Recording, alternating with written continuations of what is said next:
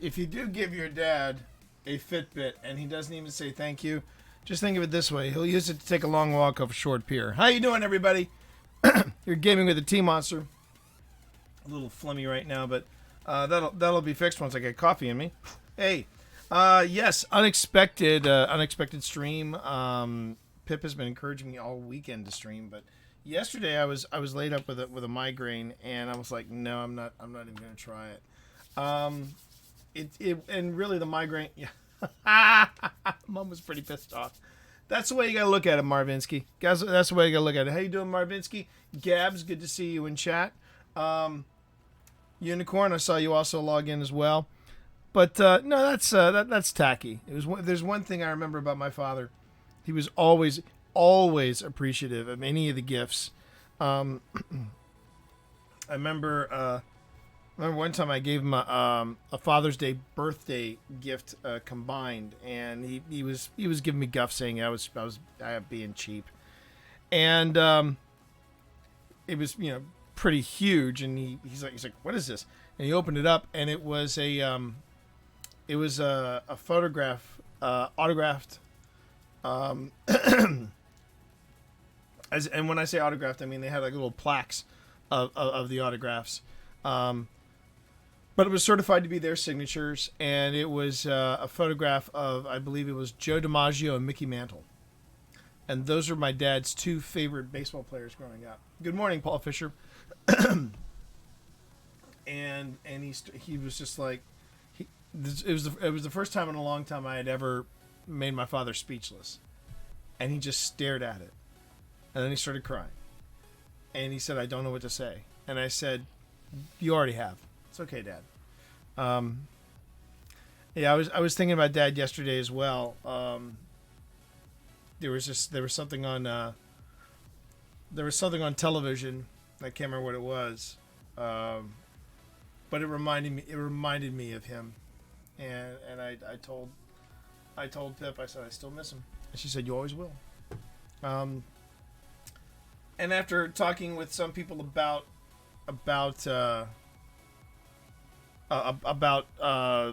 their situation at home, people in my Discord, I was talking about a situation that one of them was having a real tough time with. I just said, look, if you're having problems with your parents, all I can tell you is work on one, and then ask if the other work on one relationship, make sure that's solid, and then look at the other relationship, and if the relationship is worth it, then go for it. Work at it. But toxic relationships of any kind, you have to manage very carefully, and they're not good, as we're finding out right now in our Twitch circles. The more I have found out about, I'm just gonna have to go out and say his name. The more I found out about Lono, and the more I found out about the situation, the more that I found out about the image he's been portraying and the image that he had going, and then those ridiculous apologies. Now that's the only word. Well, the first one was highly orchestrated. I was telling Marv this.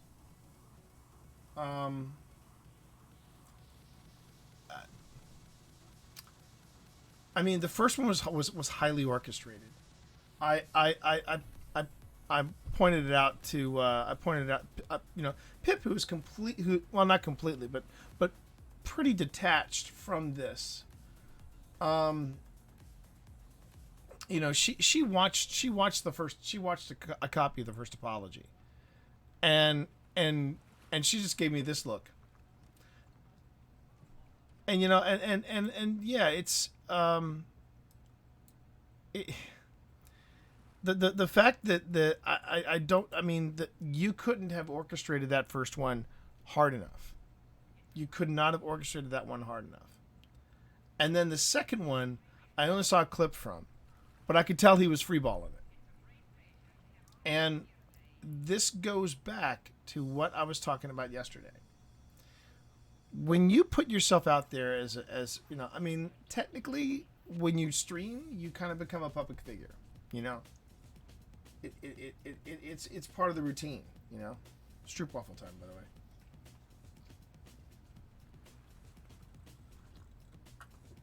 Really? Oh, that's uncool.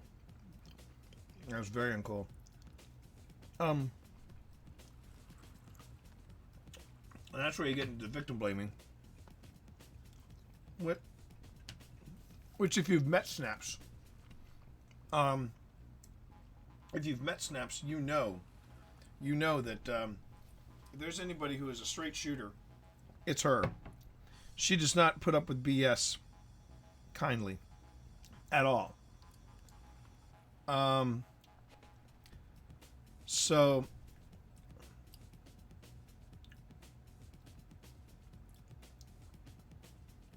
so I'm sure there are going to be people that are going to be they're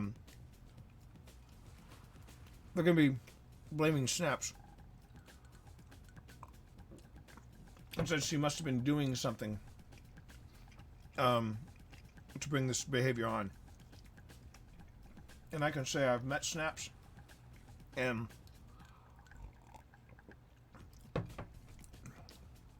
she makes those boundaries clear. But this goes back to what I was saying yesterday. Oh yeah, of course it did. Of course it did, Marv. And of course, that was what was the problem. Lono was high, and that he become sexually awakened, whatever the fuck that means. I don't mind saying it. I used that line to try to pick up somebody in my single days. She was single, I was single, and I made that crack. And I heard myself say it when I was stoned. And man, did it sober the two of us up. She just gave me a look like this. And I just went, yeah, that was kind of a stupid thing for me to say, wasn't it? And we laughed it off. And we're still friends. But again, you just don't say stuff like that.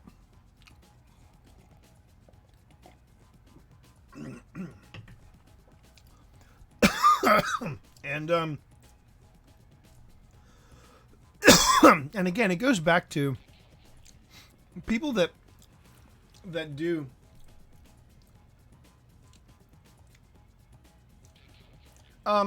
yes. As someone who smoked a lot of trees, as myself, I'm definitely more horny, but I've smoked with female friends. I would give me no opening to fondle my friend without consent, or put the moves on her without consent, or think that, okay, she's getting stoned, I'm getting stoned, that's my in, that's my cue. That's just, that's ridiculous. It aggravated me when I saw that clip. And I'm like, if the rest of the second video is on this level, I probably won't make it through the whole video. Because obviously the first one, and I think probably again, one person's opinion, one of the many failures of that first video was he was reading it. And I'm sorry, when you are a streamer, when you are a content creator, when you are a public figure and you're doing this stuff, okay, that's different. And if she's saying, hey, let's watch porn, okay, you got to think, is she trying to tell me something? I mean, but regardless, there's still got to be something there. And when someone physically pushes you away, it can't get any clearer than that. This person does not want to have anything to do with you. Bottom line. But again, going back to being a public figure, because Marv, you're a public figure, I'm a public figure. When you put yourself out there as an individual and you're creating content and exactly, how many times does somebody have to be pushed away? It's real easy to fall into that rock star mentality. And I'd say this about any streamer at any level. The thing with Lono and the thing with other streamers that have found themselves, because Lono is not a special case. I think what makes him a special case is that he is one of the more influential of streamers. Bungie was in bed with him, Twitch was in bed with him. There were a lot of people that were backing him, and Marv just nailed it on the head. What I was getting to, when you're when you are a sphere of influence, that is when being, living that rock star lifestyle can come back to bite you in the ass. And I'm not speaking from a streamer's point of view, okay? In that respect, I'm speaking from a podcaster's point of view, because Twitch is right now where podcasting was about 10 years ago. When I wrote Twitch for Dummies, it was the same thing. When podcasting exploded, suddenly all of these yahoos like me were suddenly were being called pioneers and innovators, and on the cutting edge. We were the vanguard of new communications, and people were inviting us to talk, and we were literally. I remember the feeling I had when I packed a room. I packed a room of well over 1,000 people, and they were there to hear me talk about podcasting. And let me tell you something, that was a rock and roll moment for me. I really was living the rock star lifestyle.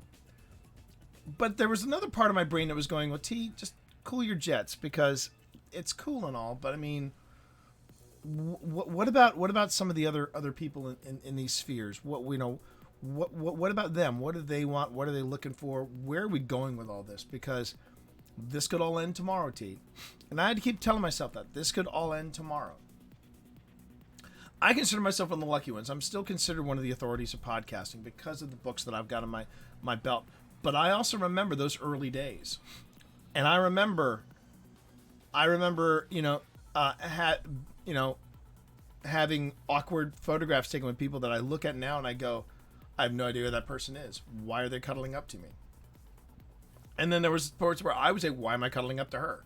She's cute, but why am I cuddling up to her? Who is she? And that's a dangerous line to walk.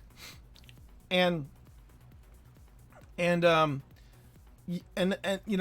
were a lot of perks about and the other thing too is when you hear people saying, well, I was living a double life, if the spouse isn't going with you to these different events, that really does become easier to do. And I look at some of the things that were thrown in my way that could have gotten me into a lot of trouble, not just as a podcaster, but also as an actor before that. And there were some dicey situations that I got involved with the Maryland Renaissance Festival. I am stunned that the more Ren fairs haven't been held under a microscope for some of the shenanigans that take place there.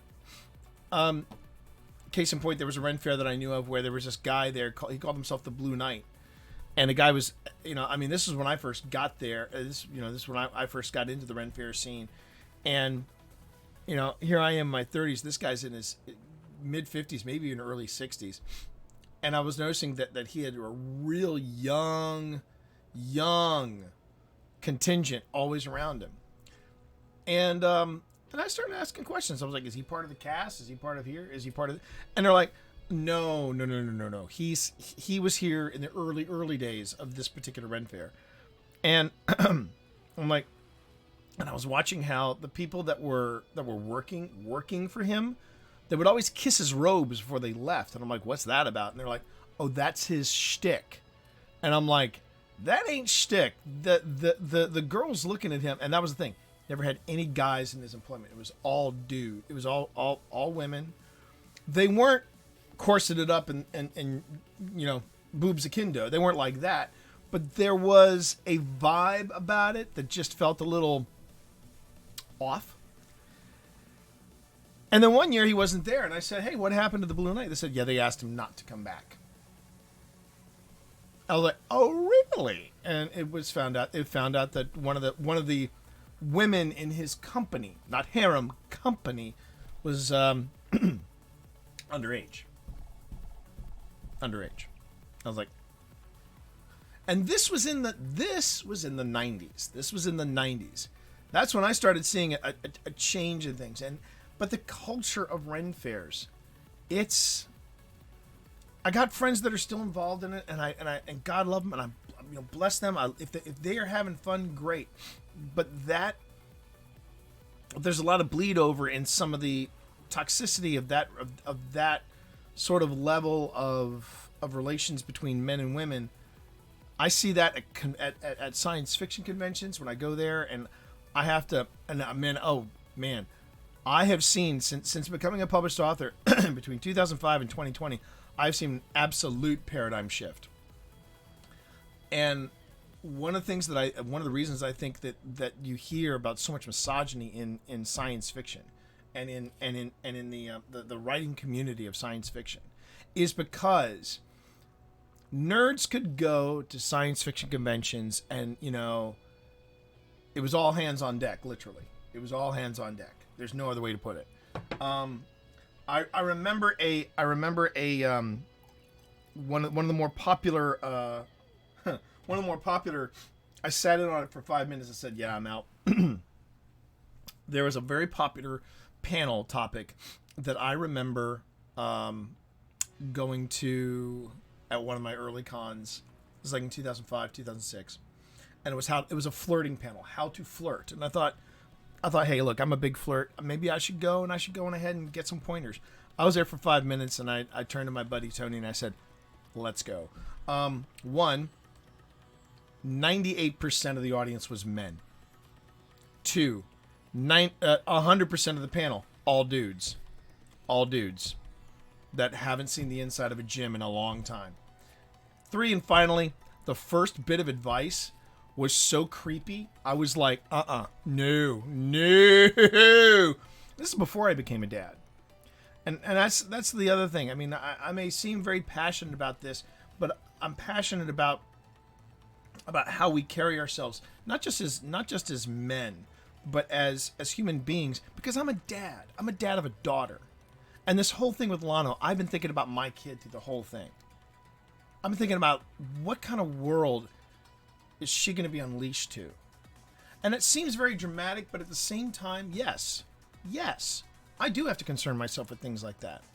Of course, playing a game like The Last of Us Part 2, I don't think is really going to help much. But, pardon me whilst I rant a bit, and then trust me, we'll get into the game, I promise. I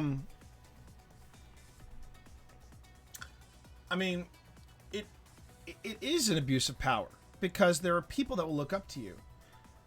Whether you're an actor, whether you're a podcaster, whether you're a streamer. And it is a real rush. It's a thrill. I mean, I won't lie. When I was at TwitchCon, I was under the radar, but when I told people that I was the writer of Twitch for Dummies and they didn't believe me, and then I pull out the book, the reactions the book got were priceless. And what I noticed was that to my face, people were very cool about it. Online, people think it's a get rich quick scheme kind of book, which it isn't.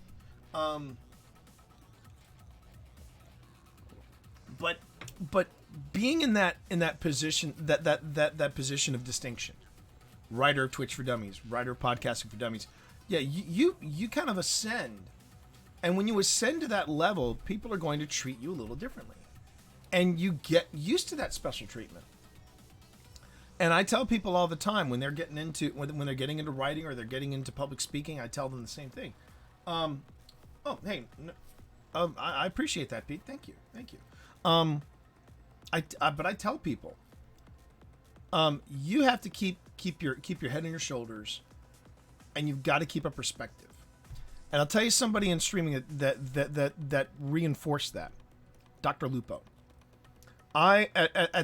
At this same Guardian Con where this incident happened, I had the distinct pleasure of interviewing Dr. Lupo. And let me just also throw this out there. I had a great weekend interviewing some incredibly talented people. That weekend at Guardian Con, now GCX, let me just rattle off some of the people that I interviewed for the book. I interviewed Big Marvinsky. I interviewed Lulu. I interviewed Lupo. I interviewed ZG Photo. I got drop-ins from all of them. Should have used the drop-in from Big Marvinsky. I forgot to use that for the last podcast. But I mean, it was so much fun though, talking to other streamers and getting their perspectives. But Lupo, man, that guy's a pro. That guy oh, and another streamer I got to talk to, Mrs. Dr. Lupo. I talked to both Ben and Sam, and I found her just as compelling as Dr. Lupo. They are a power couple of streaming, and I'm surprised more people aren't talking about the two of them. They are both amazing people and amazing streamers. But something Lupo said really stuck in my head. He basically he said you cannot take everything too seriously. And he said I know this could end at any minute. And you got people that come in and they tell you, you know what, because of you, I was able to put together my relationship with my father. I was able to, you got me through, bouts of chemo when I was battling cancer. And I remember Lupo saying to me, that's great. But that also puts a lot of pressure on me. And I can't allow myself to take that really to heart, because I have to continue being a good content creator. I have to continue being a good. I really wish I could release the interview, but I made a promise to all the streamers that I talked to that I would appreciate that I was going to use their recording only for the book. I cannot release it as a podcast, and I'm going to honor that. But hearing him say, you have to keep a perspective. You have to keep a perspective. That always stuck with me, because that was what I was telling people. Actually, no, I take that back. I wasn't telling people that. It was something else I was telling people. Back in those early days of podcasting, nobody was telling us to keep a perspective. People were just saying we're rock stars. I remember it being saying we're gonna kick new media's gonna kick the door of old broadcast media, and we're gonna rule the airwaves. Now, old broadcast media is now running podcasting, and I'm just like, hey, everybody needs to slow down. That was the other thing that Dr. Lupo said to me. This could end at any time. I remember him telling me that too. That was something I was saying back in the early days of podcasting. And hi, True. How you doing, Truey? Nice badge. I like that badge. It's a very slick badge. Hey, yo. Good to see you. But it's that perspective you have to keep, because this can all end at any time. And I've had tastes of success as a streamer. I have had tastes of success as a content creator.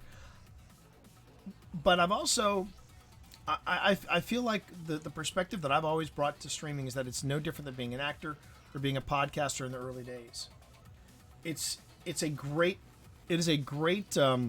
experience. It is fantastic when you're being treated like a rock star. It really is. I'm not gonna lie. Going to even as a writer, going to a science fiction convention, people saying, "Here's your per diem. We've taken care of your room. We're also taking care of we're also taking care of your breakfast, things like that." No, True. That is a badge of hope. That TwitchCon Europe badge is a badge of hope. That in 2021 we're all going to get back, and we're all going to be at it again. Keep the dream alive. I was ready. In fact, I have to call my my hotel. I found literally the perfect hotel for TwitchCon. The perfect hotel. And unfortunately, I'm not going to. I'd already made a decision that I wasn't going to TwitchCon back in April, but it broke my heart because I had such a great great time at TwitchCon. But even at TwitchCon, there were two levels of there were multiple levels of success and I'm just going to come out and say it, stardom. I mean, when you look up and you see a giant banner of Dr. Lupo, you realize that is top tier right there. And then you see I ran into Jay Sniperton right before he went into one of the Intel booths and did some Destiny streaming, and I was so tickled to watch him do that. And it wasn't like he had a huge crowd around his booth. It was just him, and it was me and one other guy from the Turtle Squad just hanging out. Watched him for a bit. And then there was Alkali Lake. She was not only participating in the participating in the masquerade. She was doing a live stream from TwitchCon. She was doing a makeup tutorial.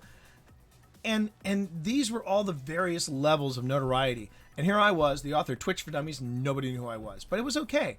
I had a chance to meet the people from Streamlabs. They were thrilled to be featured in the book. Gave them a copy.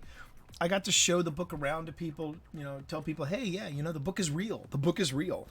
Even the folks from Twitch didn't even know that Twitch for Dummies existed. The folks from Twitch did not know there was a Twitch for Dummies until I showed it to them. And one of them even said, this is a gag book, right? You had this specially printed just for this event. And I'm like, no, dude, I could get sued for that sort of thing. But even there, you could see the rock star level that streamers were elevated to. And I'm not saying that as this is why this happened. This is not why this happened with Lono. This happened because this happened because he saw that rock star lifestyle, and he just dove in. He dove in head first. And it's real easy. If your wife isn't coming with you to these events, it's real easy to live two lives. It's very easy. Not only did I have brushes with it, pre-pip, and I want to stress that, pre-pip, but I also saw it happen to other people, where that rock star mentality just pushed them into a weird place, and that abuse the worst thing is that abuse of power really muddies the whole water for content creators everywhere.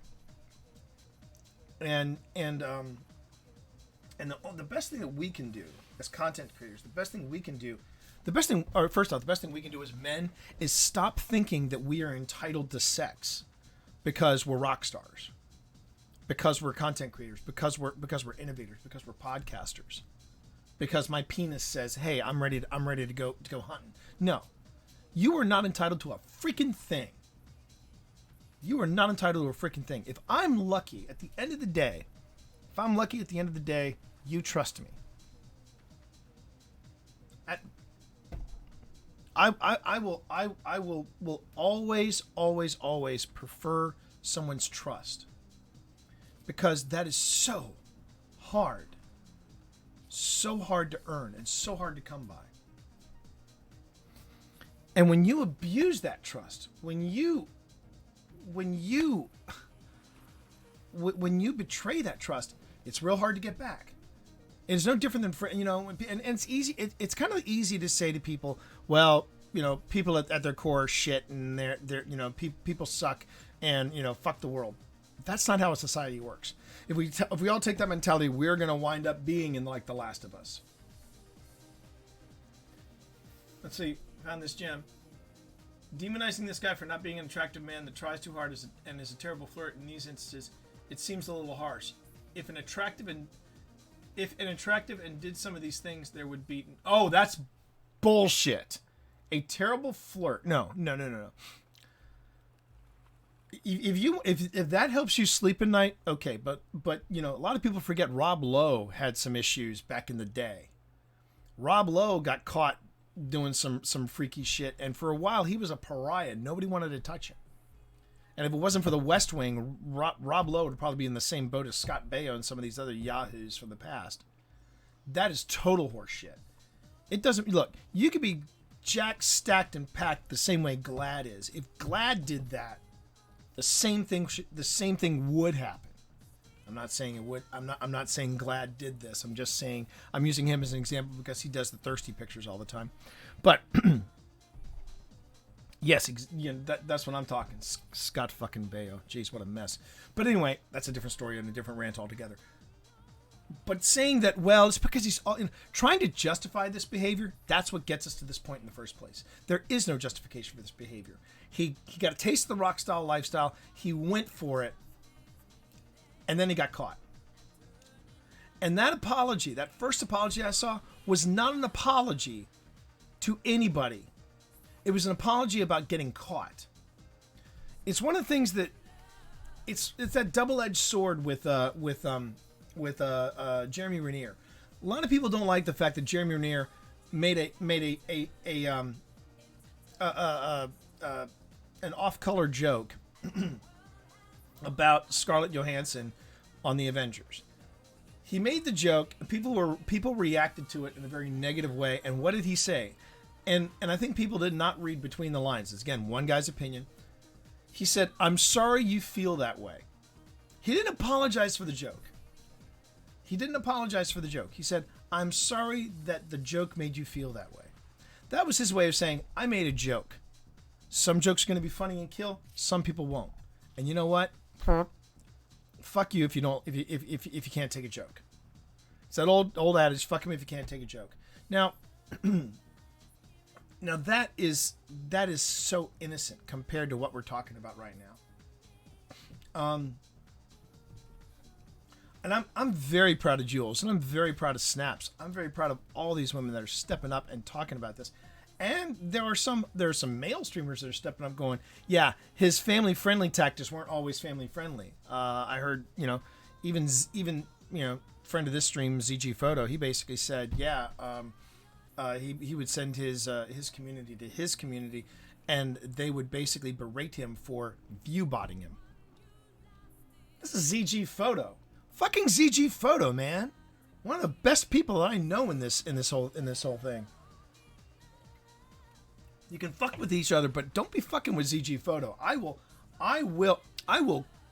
curb stomp your ass. That boy is practically family, in my opinion. But again, this is all about becoming a sphere of influence and abusing that influence. And while I say it's easy to fall into that. It is easy to fall in that lifestyle because of that rock star treatment. But on the other hand, it is harder to resist that rock star lifestyle. But when you do, your career lasts a lot longer. There are, when you get into any kind of forward-facing, public speaking kind of situation like this, because this is a platform. Don't let anybody fool you. You're watching me play video games, but this is still a platform, a legit platform of communications, just like Discord, just like Twitter, just like Facebook. It is all legit communications. Didn't start that way, but it has evolved into that. But this is your platform. When you got people listening, when you got people tuning in, when you got people wanting to know, I didn't mean this for the Become a Twitch Dad segment, but here you go. When you have people coming in and doing this, this is your responsibility as a content creator, is to inform, is to entertain, is to create content. But at the same time, if people start giving you preferential treatment, keep that perspective. We need less Lanos. We need less Lanos and more Lupos. We need less Lanos and more Lupos. Because Doc Lupo, he gets it. He knows at any time this could end.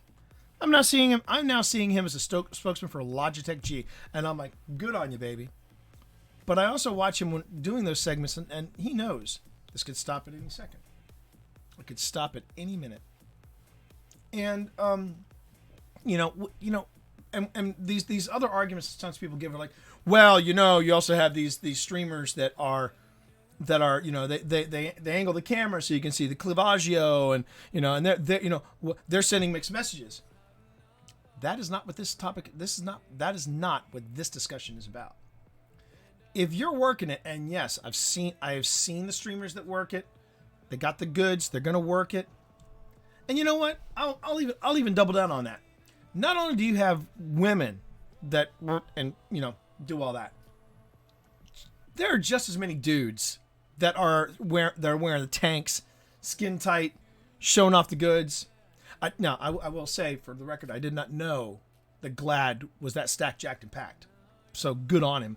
But there are other dudes that are just as thirsty as some of the female streamers out there. It works both ways. If you want to take that angle, that is on you, and I respect it. It's not my thing. It's not the thing I tune in for. But there is a I mean, yes, there is some of that goes on, but that does not justify. That does not justify it. That does not justify in any way you putting yourself onto another person. It does not justify you invading someone's personal space. If someone tells you, I am not interested, whether it's in what you're thinking or what you're saying or especially what you're doing, that's pretty clear. But when you are saying, I'm not interested, and then you push away once, twice, and then 3 times, that is a different situation altogether. And if you're a person of influence and you're thinking, I'm going to use this to get a little action on the side, that's an even bigger. That is a conscious choice. And you're not going to tell me that wasn't a conscious choice on this part. I'm an old dude, but I remember some of the awkward, terrible ways I tried to pick people up. I was not a Casanova, not by any stretch. I wasn't even a James Bond light. I was delightfully awkward. And it's why I don't miss dating. I do not miss dating at all, because man, I misread signals, and I did a lot of apologizing on both ends. You know, not just from people that I thought there was a connection there and there wasn't, but people who did have a connection with me and I totally missed it. But did I ever cross that line?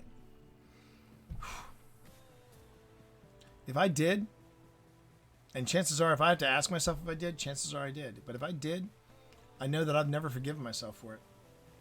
And I know that I've reached out to those people and I said, look, if I ever did anything, and I know I've done that. You know what? Yes, Marv. How I picked up Pip is absolutely a mystery. I do not deserve that woman. Not by a long shot. I will tell you this, though.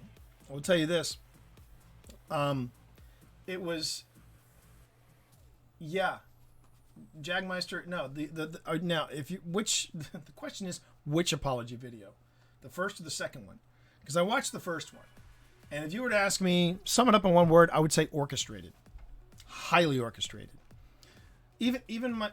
Oh, see, I saw a clip of the second one, and I just was like, no, I can't watch that. I made it through the clip, and even... But like the earlier mentioned Jagmeister, the earlier mentioned Pip, who's my wife, she was just like, why is... we watched a copy of the first video, and she was like, why is his wife there? And what is she doing? And I said, I think she's doing the death stare. I'm not really sure. And Pip was very honest with me. She said, T, if we ever reached this point in your streaming career and we have to make an apology video, the only reason I'm going to be in that video is so that I can be beating you over the head while you're talking. And I went, yep.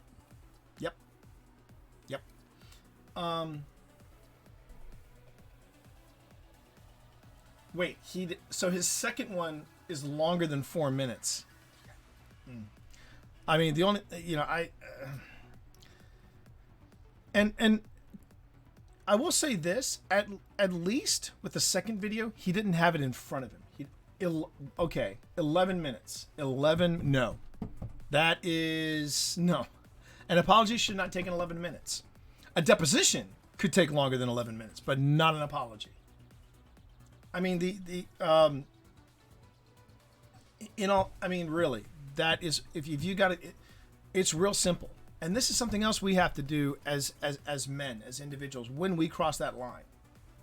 Then don't, Marv. Don't put yourself through that. What we have to do is we have to own our shit. If we fuck up, we have to own it. And owning it isn't saying, well, I discovered this about myself and I'm a broken... No, you just say, what I did was wrong. I am sorry. And I'm going to work to be better. And the problem, and that's where a real... yeah. And that's the thing, Jagmeister. An apology isn't rocket science. An apology is just that. It is a sincere apology where you step up and you say, I am sorry. I'm going to work to make sure this never happens again. I am going to work to be better.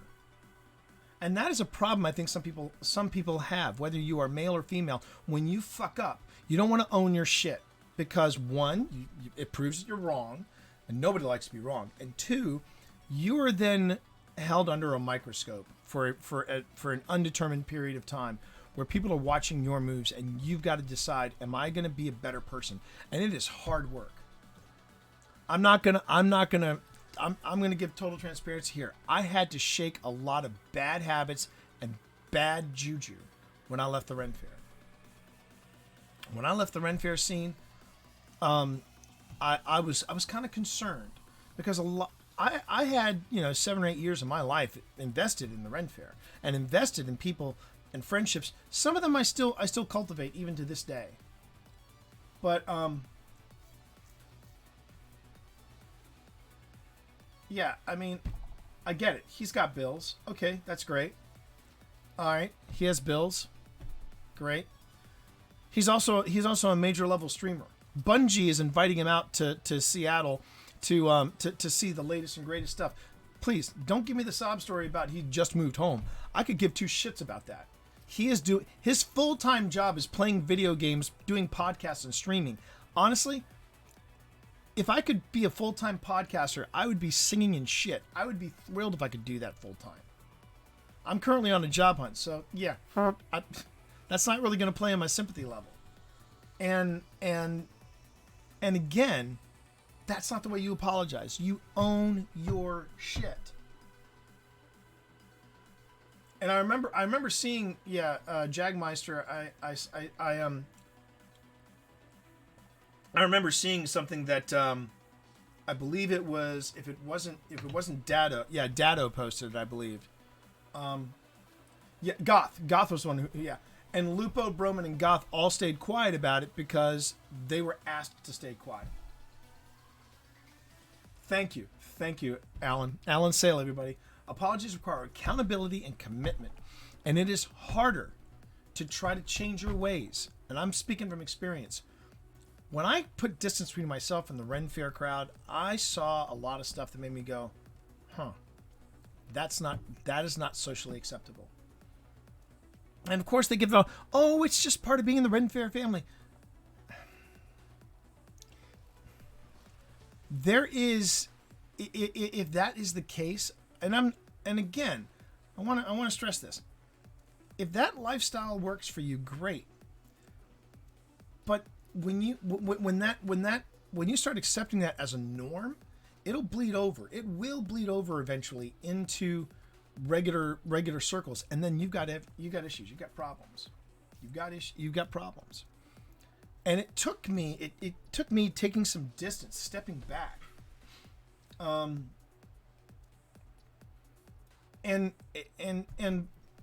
there's gonna and Jagmeister, that is gonna happen.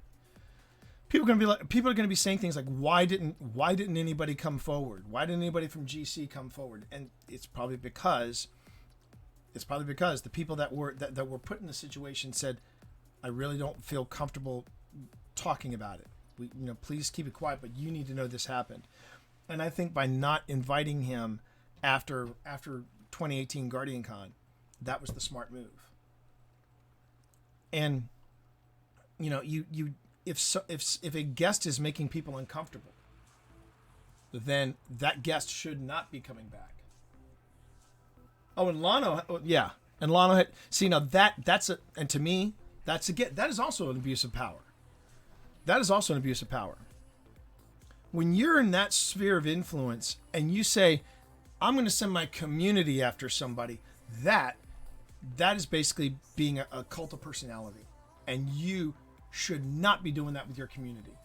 Your community should be focused on making your experience and your content and your presence online the best. It should never be used as a weapon against another. If another event doesn't invite you, guess what? There are tons of other events you could go to. But Lono probably targeted Guardian Con because he knew that's the biggest Destiny event out there, and now I'm being blackballed. Well, guess what? I'm going to show them who's got influence. It becomes a dick swinging competition. And that is even worse. Hey Ninja, how are you? Now Marv, you also have to remember though. You also have to remember you weren't the only one that was duped. A lot of people were duped. And I mean, I know when I tried watching his videos and I tried watching his stream, I had opinions. And I'm not going to express my thoughts when watching that because in all fairness, it's going to come across kind of icky. And I'm just like, nah, I'm just going to keep that to myself. But I will react to what I've been reading about and what I've been seeing online and then seeing those apology videos. His side of the story, of course. Yeah. Because, yeah. Which is what predators do. And I see now these stories like stealing a badge, getting to the creators section. I didn't hear about any of that. I haven't heard any of that. But again, when you're making, but here's the thing though, when you're making multiple videos, you know, you're kind of resembling our current sitting president. Because remember, the first time he went to the bunker because the Secret Service told him. Then it became, you know, first it was he went to the secret. He went to the bunker because the protesters were now, you know, close to the White House. Then it became, well, the Secret Service told me. Then the third time was, well, I went to go and inspect the bunkers just to make sure they were okay. Well, but again, Marv, that's the thing. You weren't, you know, there were a lot.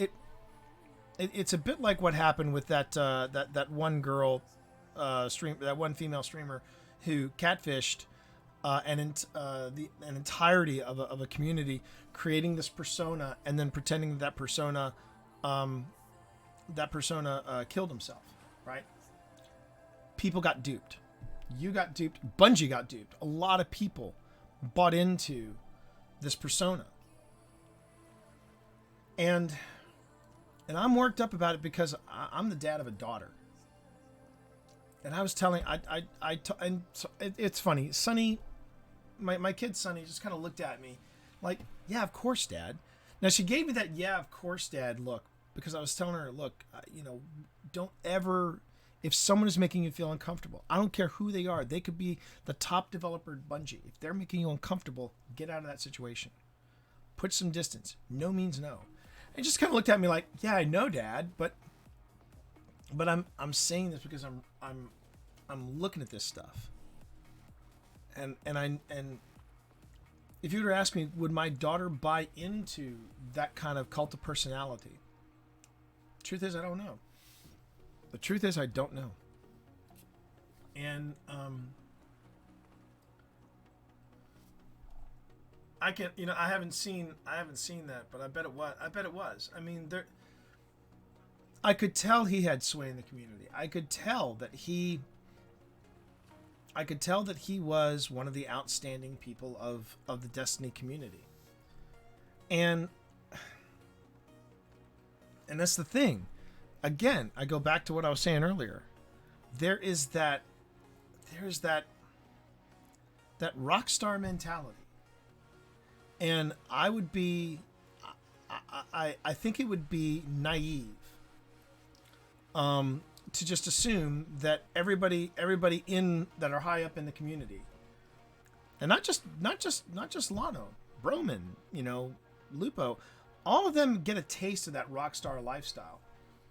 And they, you know, well, now that's now you see. Where this gets complicated for Twitch, where this gets very complicated for Twitch, is that he has not done any of this stuff on stream. And what was very different between the shenanigans that Lono got up to and the shenanigans, say, Dr. Disrespect got up to, was Disrespect was bringing it onto the stream. And, you know, and that's all I really have to say about that. And you know, and I'm gonna keep this focused on the topic at hand. And even then, my feelings about what Twitch has to do, this is This is the cynic in me talking. I'm worried that the same thing is going to happen that happened with the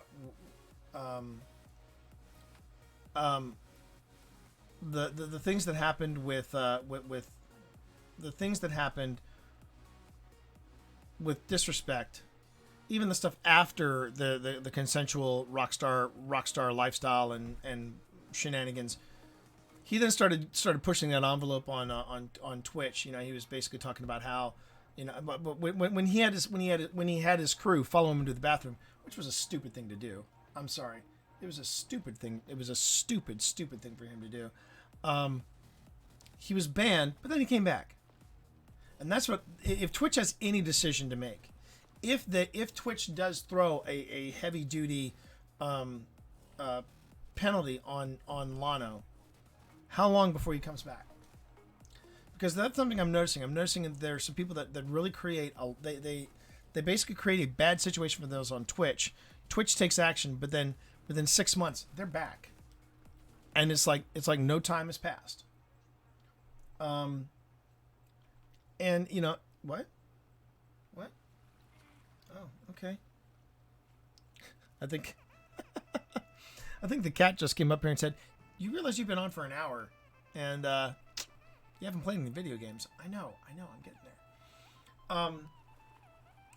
And again, now, Jagmeister, I have no idea if he's an ambassador for Twitch. If he is an ambassador for Twitch, yes, then Twitch has got to make a decision. They've got to make a serious decision about this, because that ain't good. And you know, you say that, like, Talons, he'll disappear to Mixer. I get the impression Mixer is also, if you're smart, if streaming platforms were smart, they're going to be watching this situation very carefully. It's a bit like, to kind of put it in perspective, it's a bit like what's going on with, or what happened with movie theaters. No, I'm getting there, Jagmeister. So, in America, we had this situation come up where AMC theaters, that they were already in financial trouble to begin with, but they're starting to open back up again. And AMC theaters said, "We are not going to require anybody to wear masks. We don't want this to be a political decision. We just want to open up and start entertaining people again." All right. They put that statement out there, and people just lost their minds. Then Alamo Drafthouse, which is one of those full service style of movie theaters where you can get a beer, you can get a full meal and all that. They came out and they said, "This isn't about, we have made the decision at Alamo Drafthouse to require that everybody wears masks unless you're eating or drinking. This is not a political issue. This is about your health and safety. And if you don't have a mask, we will give one to you." Right? Then all of a sudden, everybody was just rallying around Alamo Drafthouse. And then Regal Cinema, which is another big chain here in the United States, said, "We're requiring everybody wears masks." Then later, AMC said, "Yeah, we're also going to require that people wear masks too. We apologize. We were in the wrong." This is now the takeaway from that is, yeah, that's a bad PR statement. No shit, Ninja. But the point I'm getting at is that this is the way other platforms should be looking at what's happening right now with Lono and with Twitch. If Twitch says, "Lono, you're out of the pool," and Mixer says, "Come on in," that's going to send a huge red flag to every female streamer on Mixer. Every one of them. And if they say it to YouTube or YouTube Gaming, whichever one, it sends the same. Any platform that says, "Hey, you know what? We'll make you an Insta partner," or whatever we call you on our platform. That sends a horrible message to people like, one of the people that I'm seeing who's got a lot of sway on Mixer is someone named Video Game Diva. And I can tell you right now, if Lono suddenly showed up on Mixer, she would go straight to Twitter and just lay down the law. Yeah, no kidding. No kidding. No kidding, Ninja. And I mean, and I really do. I want to kind of bring it back to, make it less ranty and more constructive. We as individuals have to be better. We as individuals have to be better. We cannot be victim blaming others, and we can't find a convenient excuse for bad behavior. When people issue these kind of apologies, they're not apologizing for the action. At least I see now, people are apologizing because they get caught. Yeah, it would be a PR nightmare, Jagmeister. It would be an absolute nightmare. But we as individuals, when we apologize, we shouldn't be apologizing for getting caught. We should be apologizing for the action and then trying to make improvements to be better. That's why I made my tweet. I need to be better, and I will be better. And I've had friends say to me, even ones that I dated in the past, say, T, you were one of the good guys. You always have been.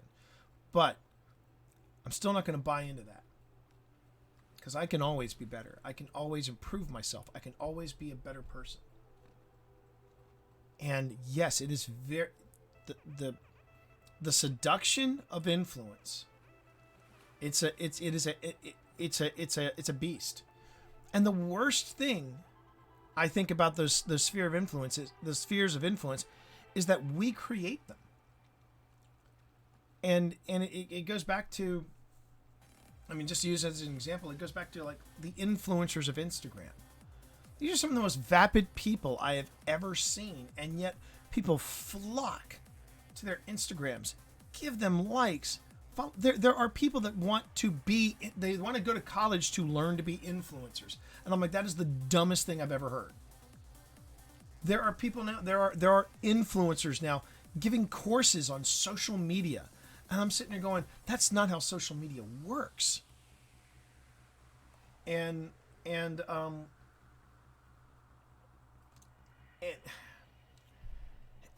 thing is, it is because of those influencers, we have things like Fire Festival. I remember when Payless Shoes invested in some of these influencers and duped them in believing they were putting on $400 shoes when they were actually $20 sandals from Payless, and they all like, oh, isn't that funny? Oh. And then a month later, Payless is out of business. Not really saying a lot for influencers there.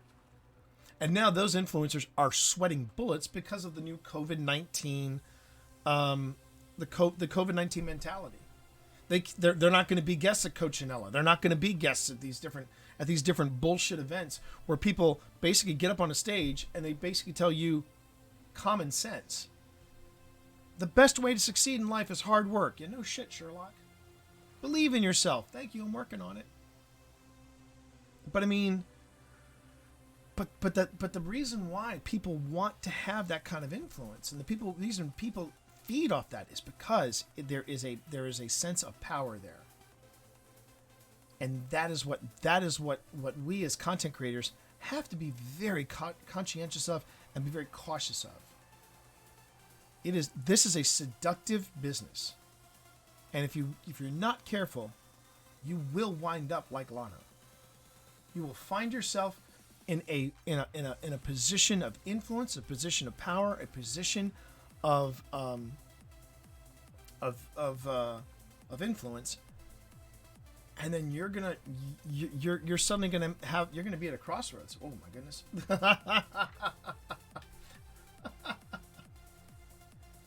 Yeah, I mean, people like to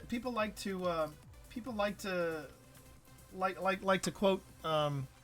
They like to quote Spider-Man at this point, and it may seem very cliche and somewhat trite, but you know what?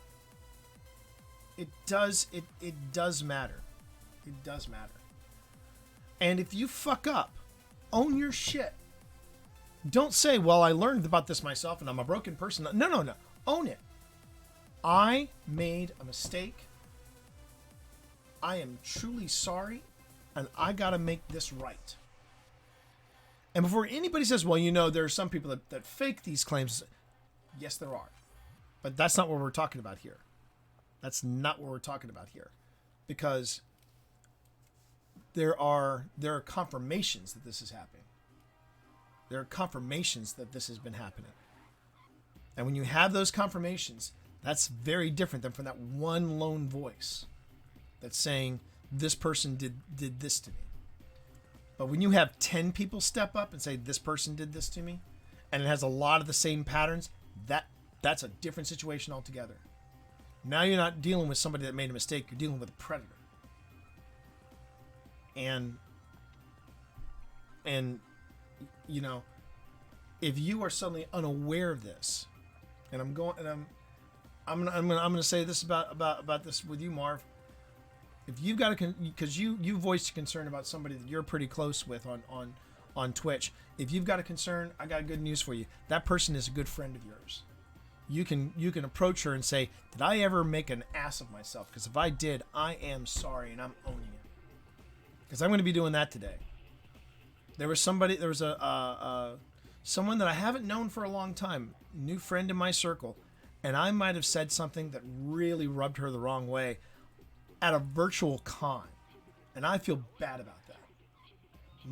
I feel terrible about that, and it's taken me too long to react to it. And I'm going to go to her today on Father's Day and say, look, if I was out of line, I wanted to apologize, and I want to make this right.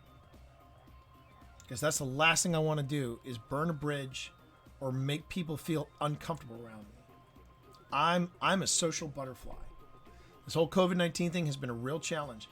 But I also want to make sure that when people see me coming, they hug me out of earnest. Not because they have to, but because they want to. Because they feel like they can talk to me. That they can communicate with me. Own your shit. Own your shit. And work to be a better person. All right. What do you say I play some Last of Us?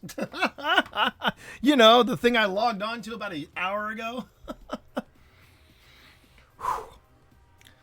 And this is why people refer to me as Twitch Dad. This is why people refer to me as Twitch Dad. Twitch Dad will give you a piece of his mind and a little bit of wisdom, something to think about. Something to think about.